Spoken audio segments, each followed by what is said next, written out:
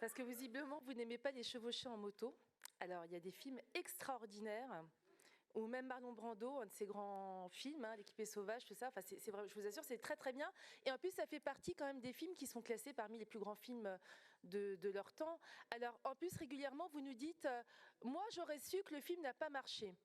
Ce qui est quand même un peu outrecuidant, un peu vaniteux. Et puis, je vais vous dire un truc. Parfois, il y a des films qui ne marchent pas. Et il n'y a pas très longtemps, j'ai demandé à Samuel Blumenfeld, qui est pour moi le plus grand critique aujourd'hui de cinéma, qui est quelqu'un que j'aime beaucoup, travaille au journal Le Monde. Je lui ai dit, est-ce que tu veux bien venir à Taverny pour expliquer à des jeunes pourquoi il y a eu avant et après Citizen Kane, qui est un film extraordinaire. Si vous ne l'avez pas vu, je vous conseille de le voir, et qui a fait un bide monumental à sa sortie, alors qu'on considère aujourd'hui que c'est le chef-d'œuvre du cinéma.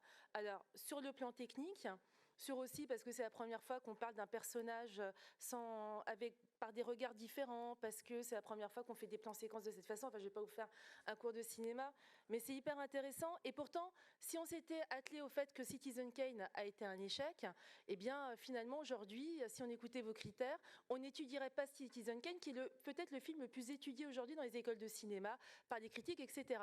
Et d'ailleurs, suite à ça, le pauvre Orson Welles a fait La Splendeur des Amberson, qui est aussi un chef-d'œuvre, qui a refait un bide, et du coup, on l'a mis au banc, et il s'est retrouvé dans une difficulté terrible. Et on a ressorti Citizen Kane quand il avait rompu tous ses contrats, qui a refait un tabac, il n'a pas touché un copec. Donc si c'est ça votre modèle, où je vous parlerai aussi de The Big Lebowski, qui a fait aussi un bide. Je peux vous parler de Blade Runner qui est un film génial, et qui pourtant a fait plutôt un bide aussi à sa sortie. Enfin voilà, je veux dire, ou je peux même vous parler de, puisque vous aimez apparemment la peinture classique, Van Gogh.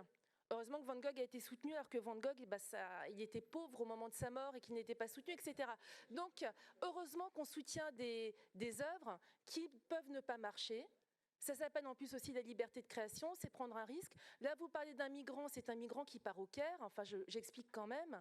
Et des films sur la migration intra-pays ou extra-pays, il y en a des tas qui sont extraordinaires également. Donc je trouve vos arguments d'une pauvreté intellectuelle et culturelle énorme. Je trouve ça affligeant, et ne serait-ce que par décence par rapport à ce que c'est que la culture, ce que c'est que l'art, ce que c'est que l'éducation, parce que vous nous parlez tout le temps de l'avenir de nos jeunes. Moi, j'espère un jour que nos jeunes, on leur proposera l'excellence et pas de petits bouts de la lorgnette.